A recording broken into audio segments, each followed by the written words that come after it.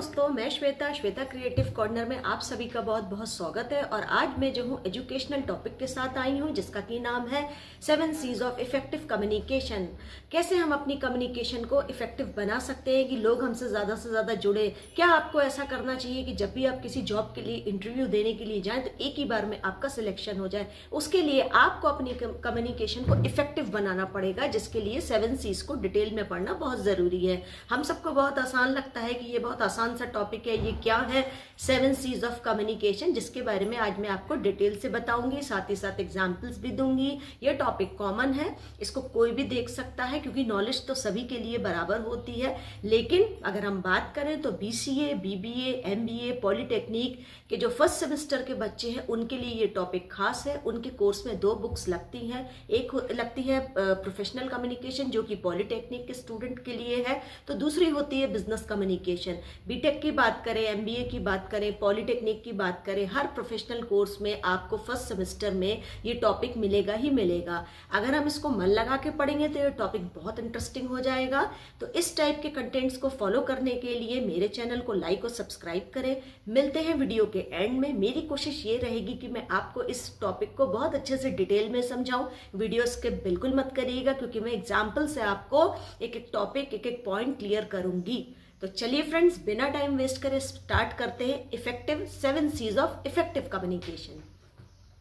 तो आप देख सकते हैं दोस्तों, सामने एक पिक्चर है जिसमें लिखा हुआ है इफेक्टिव कम्युनिकेशन। आखिरकार ये कम्युनिकेशन इफेक्टिव होती क्या है? देखिए, हम सब अपनी रोज़मर्रा की लाइफ में, डेली लाइफ में बातचीत करते हैं। जब हमारी सुबह होती है, जब तक रात नहीं हो जाती, कम्युनिकेशन जैसे हमारी लाइफ का एक पार्ट सा बन चुका है।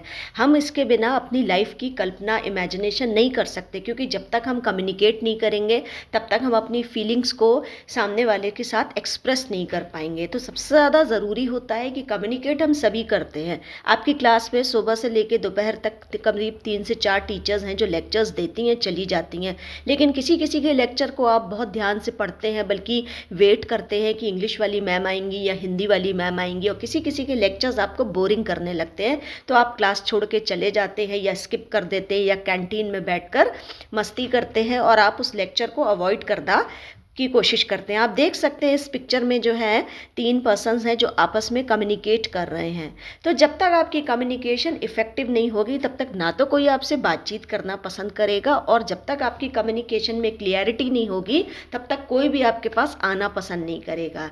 तो कम्युनिकेशन हमेशा आपकी इफेक्टिव होनी चाहिए। जबकि हम बात करते हैं प्रोफेशनल सेक्टर की, जैसे कि कोई इंटरव्यू हुआ, कोई एजुकेशनल लेक्चर हुआ, जब तक आप अपनी कम्युनिकेशन में दम नहीं डालेंगे, इफेक्टिव नहीं बनाएंगे, तब तक ना तो कोई आपसे बात करेगा, ना इंटरव्यू में आपका सिलेक्शन होगा। तो उसके लिए 7 C's बनाए गए हैं। उन 7 C's को आपको ध्यान में रखना बहुत ज़रूरी है। एक एक C's का अपने आप में इम्पॉर्टेंट है। तो देखिए 7 C's आखिर है क्या। तो दोस्तों आप ये देख सकते हैं, ये डायग्राम है और इसमें बीच में एक सर्किल है और लिखा हुआ है 7 C's ऑफ कम्युनिकेशन। हो सकता है डायग्राम थोड़ा कट रहा हो तो मैं इसको ठीक कर दूंगी। तो इसमें पहला है सेकंड, हमारा है इसमें कंप्लीट, थर्ड है कंक्रीट, फोर्थ है कॉन्साइल, फिफ्थ है कोरेंट, सिक्स्थ हमारा हो गया कोटियस एंड 7th हमारा हो गया क्लियर। तो ये है स्टूडेंट्स हमारे 7 C's ऑफ कम्युनिकेशन, यानी 7 वो वर्ड जो कि C से स्टार्ट होते हैं, इसीलिए इसको 7 C's ऑफ कम्युनिकेशन के नाम से जाना जाता है। आप जब भी एग्जाम में परफॉर्म करें और अगर इससे रिलेटेड क्वेश्चन आए तो आंसर में आप जो है इस टाइप का कोई भी आपकी जो भी इमेजिनेशन हो जो है डायग्राम ज़रूर बनाइएगा। अब स्टूडेंट्स इसकी डिटेल आ जाती है। डिटेल को हम ध्यान से इसमें पढ़ेंगे। इसमें इन्होंने क्या करा है, एक एक वर्ड को डीपली जो है वो एक्सप्लेन किया है कि जब भी आपकी कम्युनिकेशन हो तो आपको किन बातों का ध्यान रखना है। तो इतना तो आप भी जानते हैं कि जब भी हम किसी से कम्युनिकेट करते हैं तो उसमें लैंग्वेज इंपॉर्टेंट होती है। कम्युनिकेशन में लैंग्वेज जो होती है एक मोस्ट इम्पॉर्टेंट कहना चाहिए पड़ाव है। जब तक लैंग्वेज नहीं होगी, पुल नहीं होगा, तो हम अपनी बात को एक दूसरे तक कैसे पहुँचाएंगे। तो आप चाहे तमिल में बात करें, चाहे हिंदी में बात करें, चाहे इंग्लिश में बात करें, आप कोई भी डायग्राम उठा के देख लीजिए। जैसे कि पहला वाला डायग्राम भी है और ये भी, पॉइंट सब जगह सेम है और सभी लोग एक ही बात कहते हैं कि या आपकी जो भी कम्युनिकेशन है उसमें पूरी तरीके से क्लियरिटी होनी चाहिए, क्लियर कट बात होनी चाहिए, आपको फालतू की बात नहीं करनी है, वो वर्ड्स यूज़ नहीं करने हैं जो सामने वाले के मन में कन्फ्यूजन पैदा करें। आप देख सकते हैं कि जब कम्युनिकेशन इफेक्टिव होता है तो बड़ी हैप्पीनेस सी फील होती है। जब हमें सामने वाले की बात समझ में आ जाती है तो हम भी पॉजिटिव होते हैं और सामने वाला भी पॉजिटिव होता है। तो मैंने अपनी इस वीडियो में कुछ इस टाइप की पिक्चर्स का इमेजेस का यूज़ किया जिससे आपको मेरी जो बात है वो सब कुछ अच्छे से समझ में आए। तो दोस्तों फिर से हम अपने टॉपिक पे लौट के आ जाते हैं और ये डिटेल मैंने ली हुई है। तो पहला हमारा है क्लियर, यानी कि आपका जो है जो कम्युनिकेशन है वो बहुत ज़्यादा क्लियर होना चाहिए। इसको मैं एक बार पढ़ देती हूँ। तो फर्स्ट है हमारा clear, make objective clear, avoid complex words and phrases. जैसा कि आप देख सकते हैं बिल्कुल क्लियर है, जैसा कि एग्जाम्पल हो गया, ये कम्युनिकेशन भी एकदम क्लियर है और मुझको एक ही बार में समझ में आ गई। तो आशा करती हूँ कि आप लोगों को भी समझ में आ गई होगी। क्यों? क्योंकि इस छोटी सी 2 लाइनों में ही उसने सब कुछ कह दिया कि आपको अपनी बातचीत में अपना जो ऑब्जेक्टिव है वो बिल्कुल क्लियर रखना है, घुमा फिरा के बात नहीं करनी है, जो कॉम्प्लेक्सेस वर्ड है वो आपको अवॉइड करनी है, जिससे सामने वाले को ज़्यादा जोर ना देना पड़े माइंड पे कि भाई अगर ए और बी 2 पर्सन्स हैं, वो सपोज आपस में बात कर रहे हैं, तो बी को ये ना सोचना पड़े कि ए ने क्या बोला, ए बी की बात को समझ जाए और बी ए की बात को समझ जाए। आपको बहुत ज़्यादा डिफ़िकल्ट फ्रेजेस का यूज़ नहीं करना है, कॉमन लैंग्वेज यूज़ करनी है। आप जिस भी स्टेट को बिलोंग करते हैं उस अपनी जो नेटिव प्लेस की लैंग्वेज है उसको यूज़ करेंगे तो सामने वाला आपकी बात को बहुत इजीली समझ जाएगा। बहुत ज़्यादा घुमा फिरा के कॉम्प्लिकेटेड वे में बात नहीं कहनी है। तो स्टूडेंट पहला पॉइंट ये है क्लियर। कोशिश है, उम्मीद मेरी है कि पहला पॉइंट आपको क्लियर हो गया होगा। दूसरा हम आते हैं कॉन्साइज। कॉन्साइज में है keep it clear and to the point, avoid filter words and sentences. यानी कि उसका भी यही मीनिंग है कि आपको अपने कम्युनिकेशन को, अपनी बातचीत को, जो भी जिस किसी से भी कर रहे हो, यहाँ हमने एग्जाम्पल ले लिया है ए और बी का। हम राम और श्याम कोई भी नाम ले सकते हैं, लेकिन मैं भी जब अपने कॉलेज में लेक्चर लेती थी तो मैं ज़्यादातर ए और बी के एग्जाम्पल से समझाती थी। तो ए और बी के एग्जाम्पल में आ गया कि keep it clear and to the point. आपकी जो भी कम्युनिकेशन है वो टू द पॉइंट होनी चाहिए, ज़्यादा घुमा फिरा के बात नहीं करनी चाहिए। सपोज़ आपको जो है कहीं पर जाना है तो मैं वहाँ गई, फिर मैंने ऑटो पकड़ा, फिर मैंने रिक्शा पकड़ा, नहीं, आपको टू द पॉइंट बात करना है कि आप शॉपिंग करने गए और वहाँ से आपने ये परचेज़ किया। बीच की जो बातें आपको ऐसा लगता है कि बिना बताए ही काम हो जाएगा, वो बातें आपको ज़्यादा सामने वाले से डिस्कस नहीं करनी है। स्पेशली स्टूडेंट जब हम लोग प्रोफेशनल लाइफ में होते हैं तो हम लोगों को बिल्कुल टू द पॉइंट बात करनी होती है। इसके एग्जाम्पल्स जो हैं वो एप्लीकेशन से लेटर्स हैं। आप देखिए, जब आप एप्लीकेशन और लेटर्स लिखते हैं तो उसमें कोई भी आप अपनी पर्सनल बात डिस्कस नहीं करते हैं। पर्सनली भी आप अपने फ्रेंड सर्कल में किसी से कोई बात डिस्कस करते हैं तो उसमें भी जब आप बात को बहुत लंबा खींच देते हैं तो आपका फ्रेंड सर्कल आपके पास से उठकर चला जाता है, बोरियत महसूस करता है और पीठ पीछे क्या बोलता है, अरे यार ये तो बात को बहुत लंबा खींचती है, मतलब की बात नहीं करती है।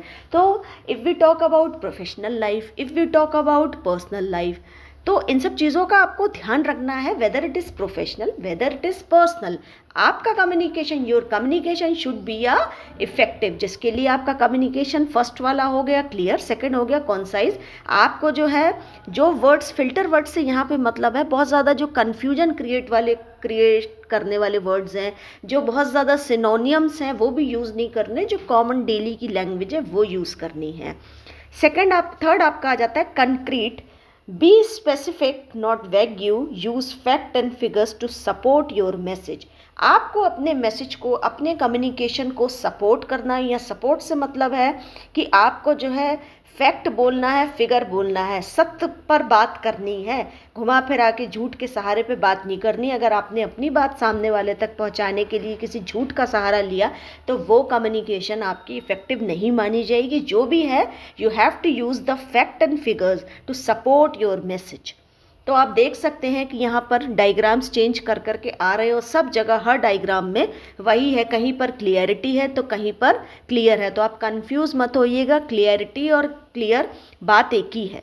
तो थर्ड पॉइंट भी ये कह रहा है बी स्पेसिफिक। स्पेसिफिक जो मतलब की बात है वो आपको करनी है, अच्छी भाषा का यूज़ करना है, अच्छी लैंग्वेज का यूज़ करना है, अच्छे फ्रेजेस यूज़ करिए, अच्छे कॉमन वर्ड्स यूज़ करिए जो कि सबकी समझ में आए। बहुत ज़्यादा कॉम्प्लिकेटेड हमको अपनी बात को नहीं करना है। तो स्टूडेंट उम्मीद करती हूँ कि ये 4 ऊपर के पॉइंट आपको समझ में आ गए होंगे।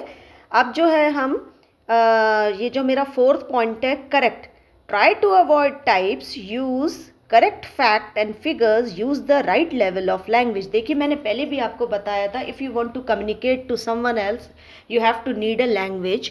लैंग्वेज जो है एक ब्रिज का काम करता है, क्योंकि लैंग्वेज से ही हम अपनी बात ए से बी और बी से ए तक पहुंचाते हैं, यानी कि from one person to another person language is required. तो लैंग्वेज तो आपके स्टेट के अकॉर्डिंग चलती है, जैसे कि आप अगर साउथ की तरफ चले जाएंगे तो वहाँ पे तमिल चलेगी, यूएसए में चले जाएंगे तो वहाँ इंग्लिश चलेगी। अब आप अगर साउथ में जा कर के तमिल मतलब हिंदी बोलेंगे तो फिर उनके लिए आपकी कम्युनिकेशन ना तो क्लियर है ना करेक्ट है। तो ये आपके ऊपर डिपेंड करता है कि आप पहले सामने वाले को देखिए और उसके बाद ही लैंग्वेज चूज़ करके उसके सामने बात करिए। वैसे जनरली हमारे इंडिया में 80 और 90% हिंदी बोली जाती है, लेकिन कहीं पर अभी भी बहुत से ऐसे स्टेट हैं, if we talk about the Tamil Nadu state, तो वहाँ पर ऑलमोस्ट जो है वो तमिल चलती है। जो एजुकेटेड लोग हैं वो इंग्लिश बोल लेते हैं, थोड़ी बहुत हिंदी भी समझ लेते हैं, लेकिन जो बारबेरियन लोग हैं, जो थोड़ा सा विलेज और रूरल एरिया है, वहाँ पर आज भी जो है वो इंग्लिश समझने वाला कोई नहीं है। तो ऐसी जगह पर आपको समय और इंसान को देख कर ही लैंग्वेज को यूज़ करना है, तभी आपकी कम्युनिकेशन इफेक्टिव मानी जाएगी। तो फ्रेंड्स अब हम आते हैं अपने 5वें पॉइंट पे, coherent. Does your message make senses, ensure it flows logically, avoid converting too much. आपकी जो आप बातचीत कर रहे हैं क्या उसका कोई सेंस निकलता है? क्या आप फालतू बोलते जाते हैं और सामने वाला आपका हंसी उड़ाता है, आपके पास आना पसंद नहीं करता, आपका फ्रेंड सर्कल आपसे दूर भागता है? क्या आपकी क्लास में कोई ऐसी फैकल्टी या ऐसा कोई स्टाफ मेंबर आता है कि आप भी उनके लेक्चर को लेना पसंद नहीं करते और कहते हैं अरे ये वाली मैडम तो बोर कर देती हैं? क्यों? क्योंकि उनके सेंसेस क्लियर नहीं है। तो आप भी अगर कहीं पर जाते हैं, मैंने पहले भी आपको बोला, इससे मतलब नहीं है कि हमारी प्रोफेशनल लाइफ है या पर्सनल लाइफ है। आपकी जो सेंसेस हैं, जो आप बेसिकली आप अपनी बात में कहना क्या चाह रहे हैं, वो चीज़ सामने वाले की समझ में आएगी, तो सामने वाला आपकी बात को समझ के आपको प्रॉपर वे में रिप्लाई कर पाएगा।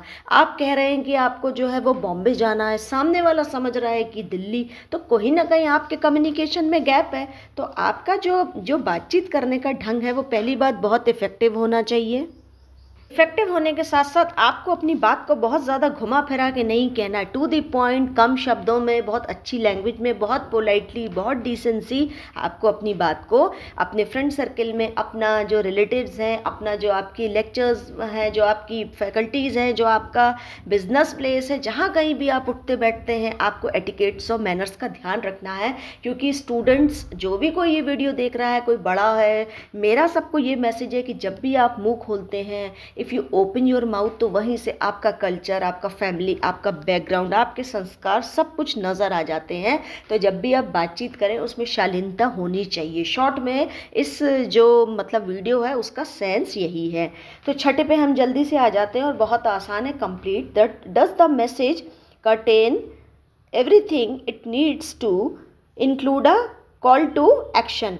आपका मतलब जो आपका कम्युनिकेशन है वो बिल्कुल कंप्लीट होना चाहिए, इनकम्प्लीट नहीं होना चाहिए। ऐसा होना चाहिए जिस पे सामने वाले का रिएक्शन और एक्शन तुरंत आए। तो उसके लिए आपको सारी चीज़ों का ध्यान रखना है। अब आपने ये कहा मैं दिल्ली गया, तो मैं दिल्ली गया था या मैं दिल्ली जा रहा हूँ, पूरा आपको कंप्लीट अपना सेंटेंस कहना है, नहीं तो कहीं ना कहीं आपकी बात सामने वाले की समझ में नहीं आएगी। तो जो भी आप लिख रहे हैं, weather it is formal communication, informal communication, आपका जो बातचीत है वो बिल्कुल कंप्लीट होनी चाहिए। और ऐसे वर्ड्स आपको बिल्कुल भी यूज़ नहीं करने जो कि गंदे लगते हैं, या अब्यूजिंग लैंग्वेज यूज़ नहीं करनी है। तो इन सब छोटी छोटी बातों का आपको ध्यान रखना है while you communicate to anyone. और अब हम आ गए हैं अपने वीडियो के बिल्कुल एंड तक। हमारी वीडियो ऑलमोस्ट एंड होने वाली है, टॉपिक का बिल्कुल एंड है। तो लास्ट वाला है, जबकि आपको अपनी बात में भावनात्मक होना चाहिए, कर्टेसी शो होनी चाहिए, आपकी बातों से भावना शो होनी चाहिए, इमोशंस शो होने चाहिए। तो इसको मैं एक बार रीड करती हूँ। Being profile, being polite, build goodwill, ensure message it it tactful. आपको क्या करना है, अच्छी भाषा से, मीठी भाषा से अपनी गुडविल बनानी है कि हाँ ये बहुत अच्छे से बात करती है, हाँ ये मैडम बहुत अच्छे से बात करती है, हम इनका लेक्चर ज़रूर अटेंड करेंगे क्योंकि ये कभी भी ऊंची आवाज़ में बात नहीं करती। अगर हमको कोई प्रॉब्लम होती है, हमको फीवर होता है, हमको कोई दिक्कत होती है, तो ये हमको हमेशा सपोर्ट करती हैं, हमारी इमोशंस का, हमारी फीलिंग्स का ध्यान रखती हैं। मैं अपनी उस वाली फ्रेंड को अपनी परेशानी ज़रूर बताऊँगी क्योंकि वो मुझसे बहुत अच्छे से बात करती है। तो अगर आपकी बातचीत में सामने वाले को ये लगने लगा कि उसमें कहीं ना कहीं इमोशनल अटैचमेंट है, तो ज़रूर आपसे फ्रेंड्स भी जुड़ेंगे। आपकी कम्युनिकेशन दोस्तों, मेरे डियर स्टूडेंट, जो भी कोई इस वीडियो को देख रहा हो, बहुत ज़्यादा इफेक्टिव मानी जाएगी। तो मैं उम्मीद करती हूँ कि आज के ये जो 7 C's ऑफ कम्युनिकेशन है आप लोगों को बहुत अच्छे से समझ में आ गया होगा।